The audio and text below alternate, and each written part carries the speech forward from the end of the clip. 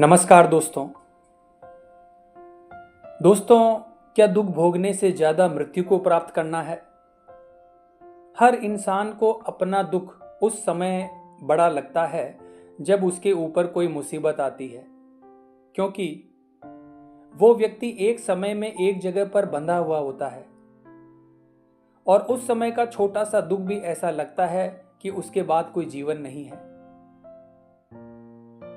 और यही कारण है दोस्तों कि इस दुनिया में लोग सुसाइड करते हैं।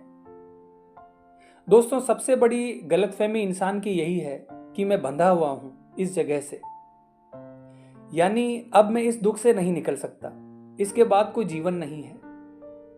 इस दुख, इस फेलियर के बाद जीवन नहीं है। तो दोस्तों, ये खुद को दिया जाने वाला एक धोखा है। इस दुनिया का सत्य यह है कि खुद को दुख भोगते देखने का ख्याल ही एक व्यक्ति के लिए ज्यादा दुखदाई होता है, बजाय उस दुख को फेस करने के। क्योंकि जब एक इंसान एक दुख को, दर्द को, किसी भी चीज को फेस करता है तो उसका शरीर और माइंड एक्टिव हो जाता है कि वो उस दुख से पार लग जाए और वो अपने दुख से धीरे धीरे निकल रहा होता है। दोस्तों, इस दुनिया के सबसे बड़ा दुख का कारण यही है कि ज्यादातर लोग अपने दुखों के चलते हिम्मत हार जाते हैं और अपना पूरा जीवन बर्बाद कर लेते हैं या बहुत गलत फैसले ले लेते हैं, क्योंकि वो अपने आप को दुख पाते हुए देख नहीं पाते, उसके पार जाते हुए खुद को देख नहीं पाते। दोस्तों, जब आप किसी कठिन परिस्थिति या मुश्किल में फंस जाते हो तो आपका मन, आपकी बुद्धि निरंतर रास्ता बनाने में और आगे क्या करना है इसमें व्यस्त रहती है। इसके चलते आपका शरीर हार्मोन्स रिलीज कर देता है कि आपको दुख और दर्द महसूस ही ना हो। जब आप किसी दुख के बारे में सोच रहे होते हो तो ना तो आपके वो हार्मोन काम कर रहे होते हैं और ना ही आपका दिमाग काम कर रहा होता है। आपका सारा ध्यान सिर्फ अपने दुख पर होता है कि मैं अब और अपना दुख सहन नहीं कर पाऊंगा, मुझे तो मर जाना चाहिए। लेकिन दोस्तों, मुझे एक बात बताइए, क्या एकमात्र मरना ही यानी मृत्यु ही आपकी समस्याओं का हल है? आपके मरने के बाद आपके पीछे जो आपकी पत्नी है, माँ बाप हैं, जो बच्चे हैं, उनका क्या होगा? उनके भविष्य का क्या होगा?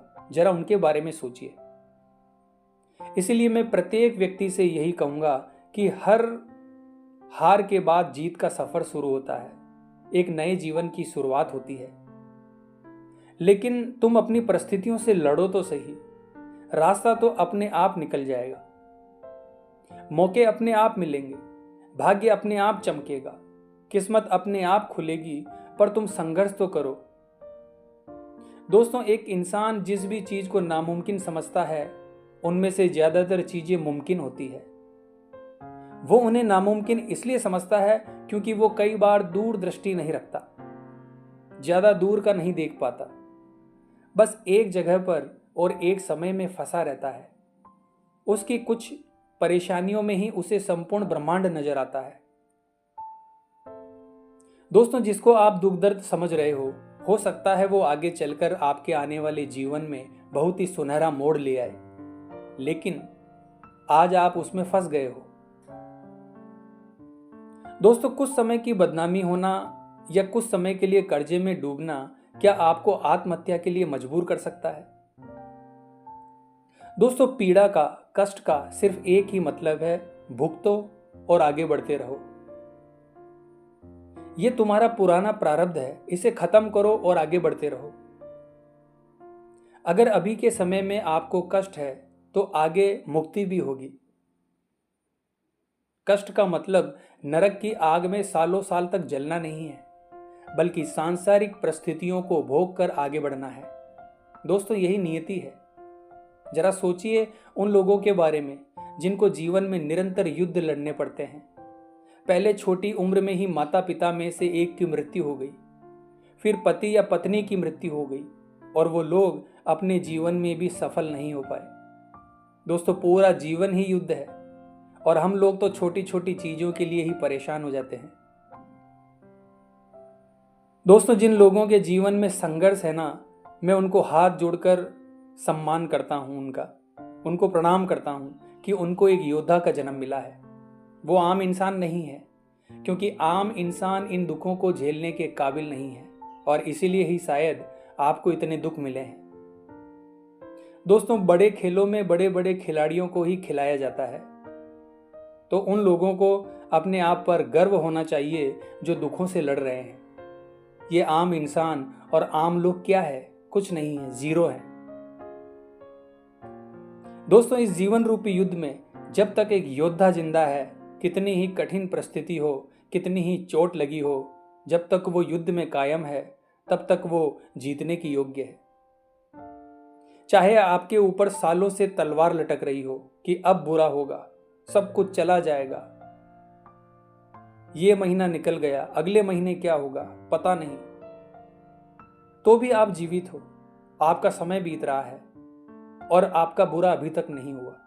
तो ये किसी कारण से नहीं हुआ है, आपको ईश्वर के द्वारा जीवन रूपी खेल में बनाए रखा जा रहा है, और वो भी किसी कारण से।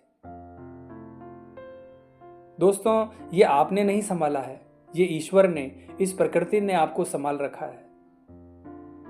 तो संभालने वाले आपको आगे भी संभालेंगे। दोस्तों, जिस पर बहुत बड़े बड़े कष्ट आते हैं वही उन कष्टों को महसूस कर सकता है। मैं ये नहीं कहूँगा कि किसी के कष्ट कम हैं, किसी के ज़्यादा हैं, क्योंकि मैंने खुद बहुत कष्ट सहे हैं। तो हौसला रखिए दोस्तों, अंधेरा हुआ है तो सवेरा भी होगा। आपको दुख मिले हैं तो सुख भी मिलेगा। हिम्मत रखिए और मजबूती से जीवन रूपी युद्ध के मैदान में डटे रहिए, जीत आपकी ही होगी। तो उम्मीद करता हूं दोस्तों आज का ये वीडियो आपको अच्छा लगा होगा, तो कमेंट बॉक्स में जय हिंद जरूर लिखिए दोस्तों। मिलते हैं अगली वीडियो के माध्यम से। जय हिंद, जय भारत।